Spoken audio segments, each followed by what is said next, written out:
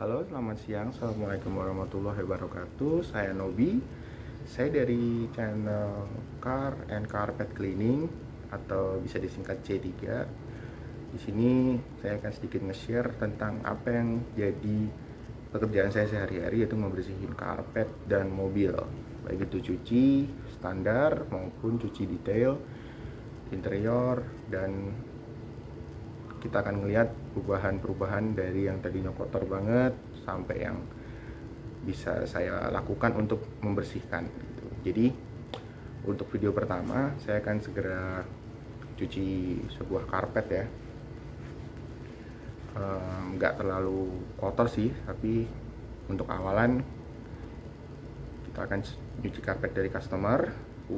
Katanya udah hampir 1 bulan nggak dicuci, jadi ini akan jadi sebuah video pertama saya. Baik, selamat menyaksikan dan selamat menikmati. Oke, hal pertama yang akan saya lakukan adalah menyedot secara kering ya. Jadi ini posisinya karpetnya kering, posisi sisi atas yang berbulu ada di atas dan sisi bawahnya ada di bawah. Jadi ini bertujuan untuk menghisap debu-debu halus ataupun yang kasar dari sisi atas karpet, sehingga nanti sedikit meringankan pada saat pencucian.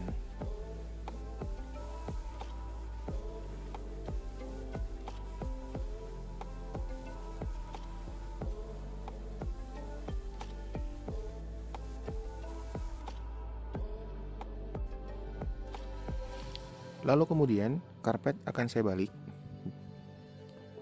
dan saya akan melakukan hal yang sama, yaitu melakukan penyedotan juga menggunakan vacuum cleaner di bagian bawah karpetnya, yaitu sisi alas.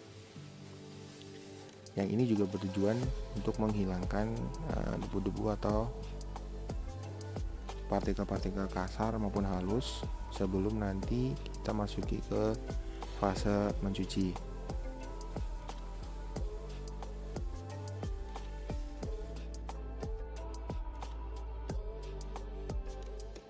Lalu selanjutnya saya akan membasahi.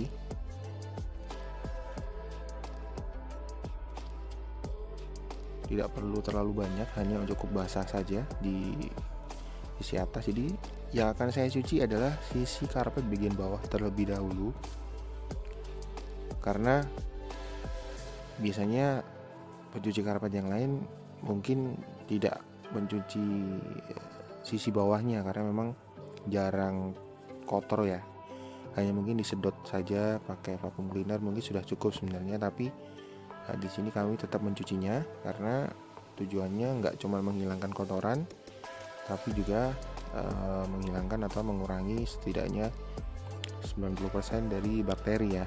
Juga khusus untuk karpet yang berumbai seperti ini,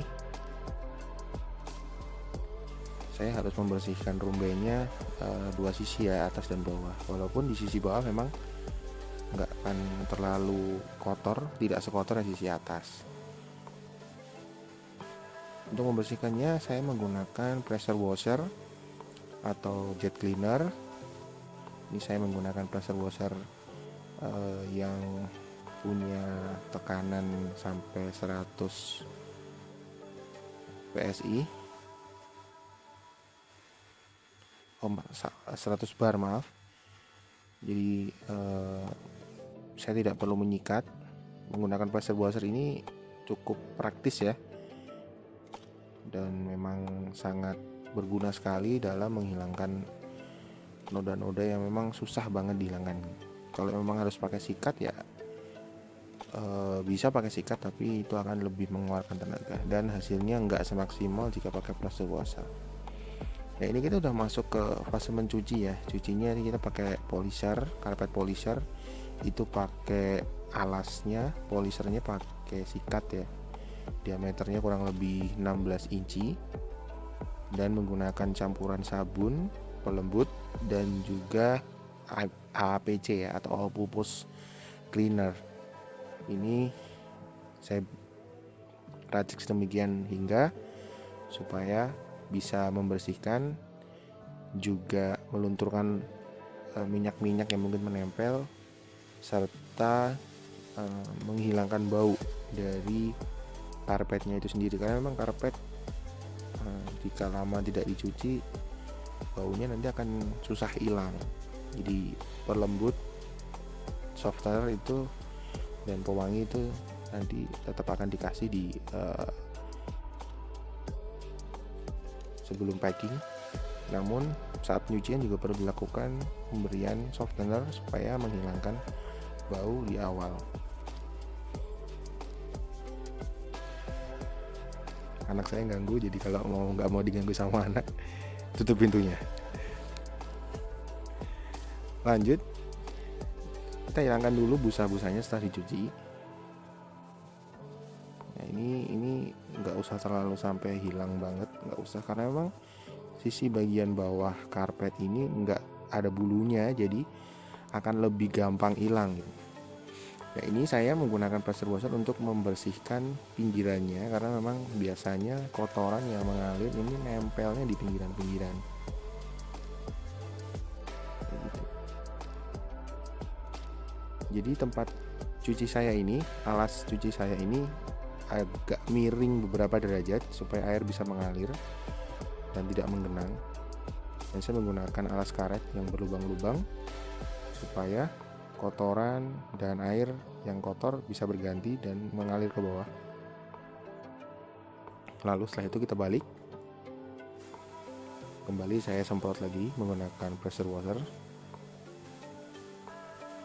Jika menggunakan pressure washer, palingnya minimal 90 bar tekanannya. Nah, itu terlihat pinggirannya yang sudah disemprot akan lebih bersih daripada yang belum. Dan itu beberapa kali saya menggunakan sikat nggak sebersih dibandingkan dengan menggunakan pressure washer. Nah, untuk yang karpet di bagian atas ini kan dia sudah berbulu, ada yang ada bulunya. Nah, ini kita semprot juga menggunakan pressure washer karena sangat berguna sekali untuk sedikit merontokkan kotoran walaupun tidak mengangkat ya. Karena memang pressure washer tujuannya untuk sifatnya sama dengan menyikat, tapi dengan tekanan yang lebih tinggi. Semakin tinggi tekanannya semakin bagus, tapi juga nggak bisa terlalu tinggi banget, nanti malah rusak karpetnya. Jadi antara 90, 100 sampai 120 bar itu sudah cukup bagus. Dan kita gosok lagi, kita scrub lagi pakai polisher dan cairan sabun. Nah, untuk sisi atas ini membutuhkan waktu penggosokan yang lebih lama karena memang di sinilah ngumpulnya semua kotoran ya, dan terutama di bagian tengah, karena memang biasanya karpet itu yang dipakai tuh seringnya tuh frekuensinya tuh di bagian tengah. Ini udah mulai terlihat bahwa busanya udah nggak putih lagi, nggak kayak di baliknya ya, kayak yang tadi sisi bawah digosok itu busanya putih. Kalau ini busanya udah mulai mencoklat atau menghitam. Terlihat bahwa kotorannya memang benar-benar terangkat di sini. Dan di sini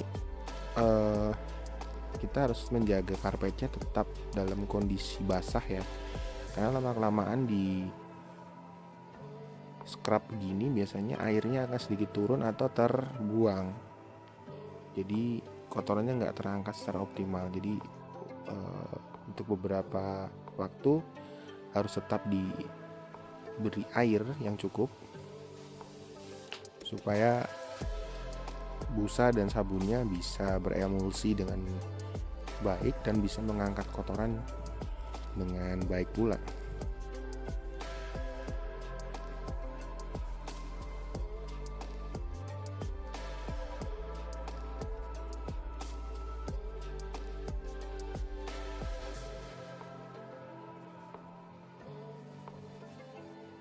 Saya menggosoknya dengan merata berulang-ulang kali.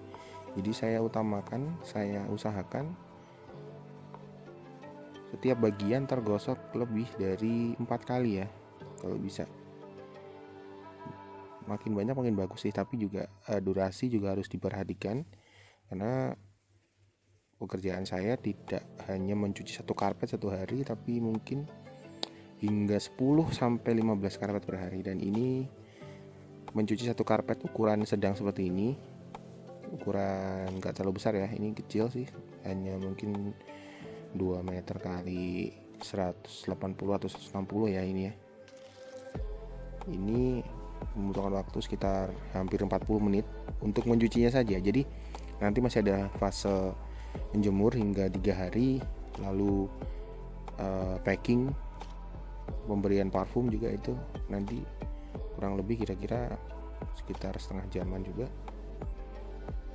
Jadi prosesnya panjang, tapi dengan proses yang panjang akan mendapatkan hasil yang maksimal, terutama dalam proses pengeringan. Pengeringan ini harus dilakukan dengan sinar matahari yang cukup dan terik, jadi harus rutin dijemur, dan kalau hujan dipindah ke dalam, dijemur lagi, pindah lagi, dan itu diulang beberapa hari hingga benar-benar kering, sangat kering sekali, baru bisa diangkat dan dilakukan proses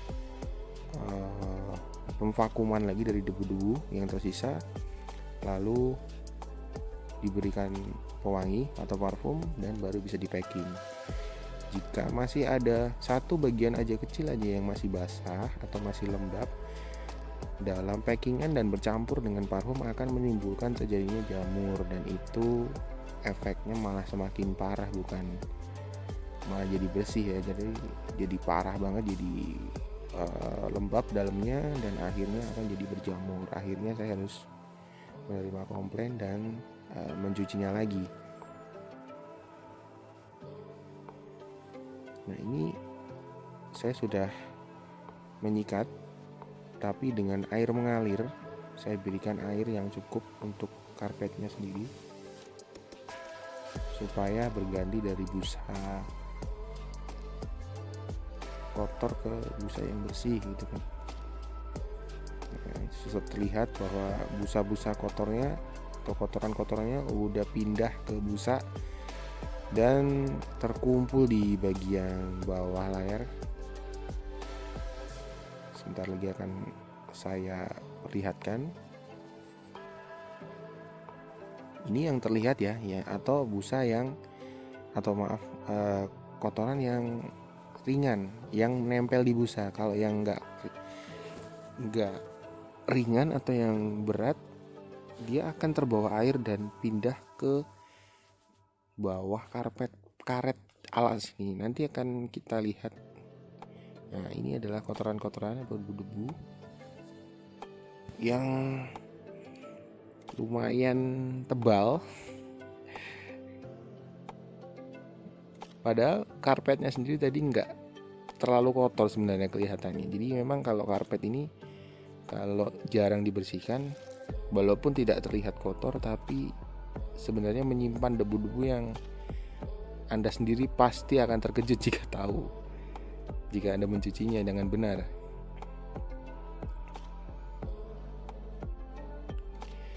Di fase ini saya akan segera membilas. Jadi ini biarin aja, busanya pada masih banyak. Ini saya menggunakan pipa air untuk saya gantung di atas. Lalu saya akan bilas posisinya karpet dalam posisi tergantung ya. Jadi nanti saya akan bilas dengan air mengalir. Nah, di sini saya memang boros air ya kayaknya ya. Saya memang nyuci karpet memang nggak bisa pakai sedikit air. Pemakaian pressure washer itu juga sangat membantu banget karena dia nggak terlalu boros airnya, dan tekanannya memang benar-benar bisa membersihkan kotoran-kotoran yang nempel yang benar-benar susah banget, yang biasanya harus disikat.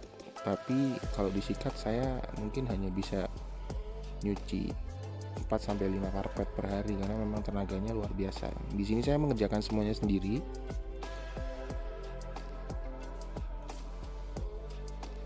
Saya hanya dibantu istri saya dan mungkin ada orang lain yang membantu di ujung proses, yaitu pemberian parfum dan packing.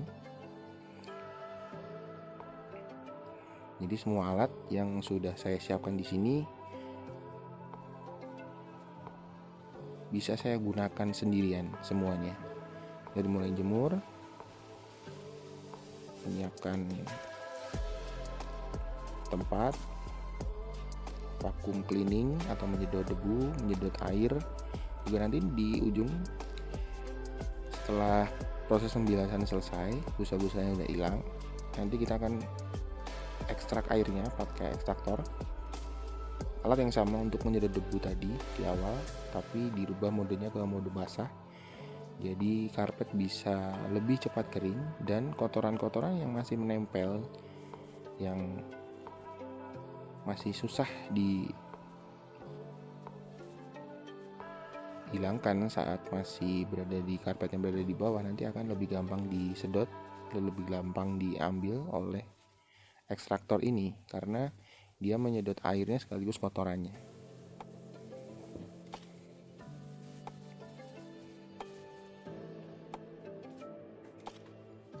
Nah, ini saya membersihkan karpet karetnya, alasnya dari busa-busa, karena kalau busanya ini nggak segera dibilas nanti dia nempel, karena sabunnya ini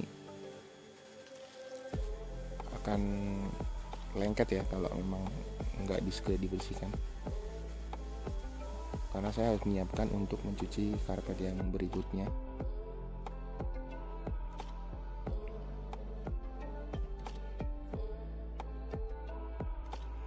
Nah, ini kan saya ganti kepalanya dari vacuum cleaner. Itu saya lepas filternya.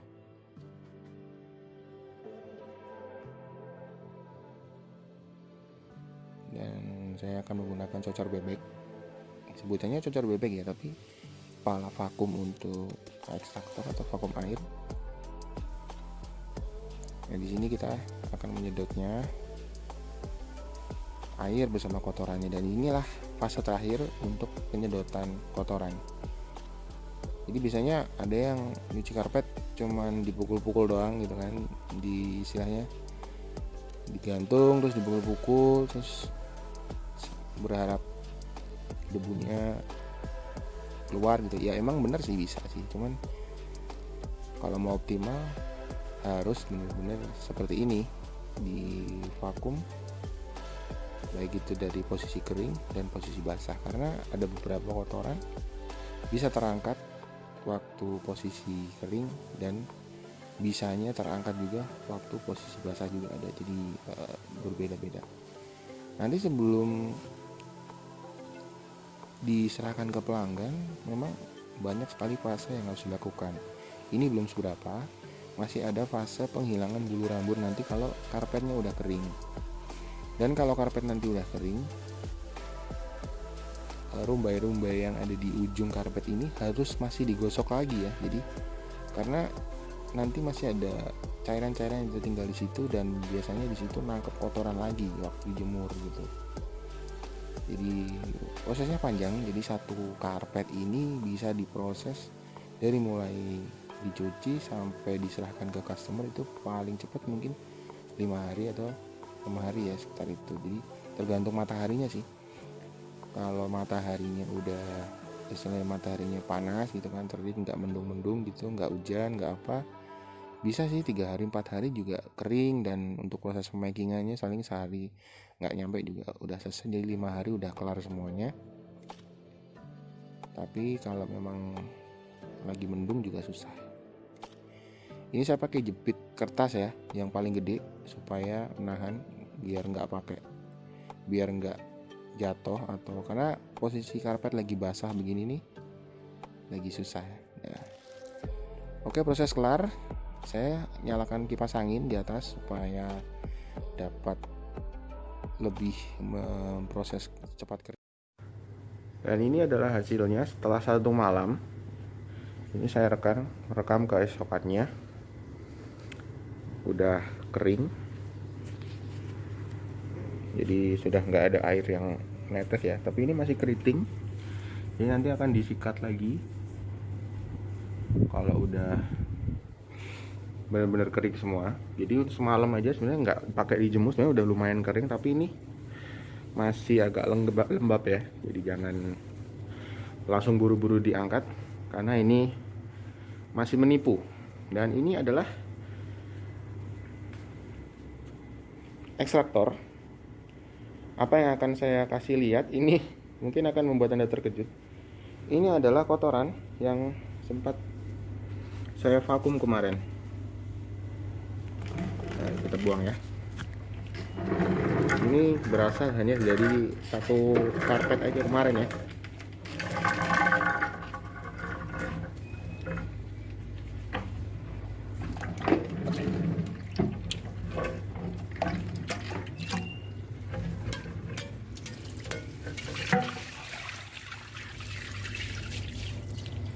Gimana? Seru kan?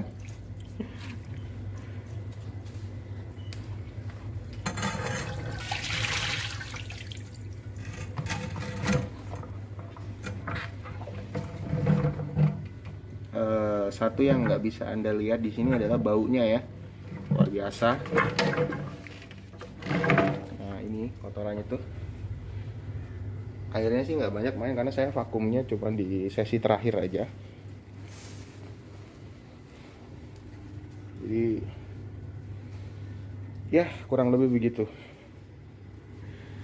Oke, selesai sudah proses dari pencucian hingga pembilasan.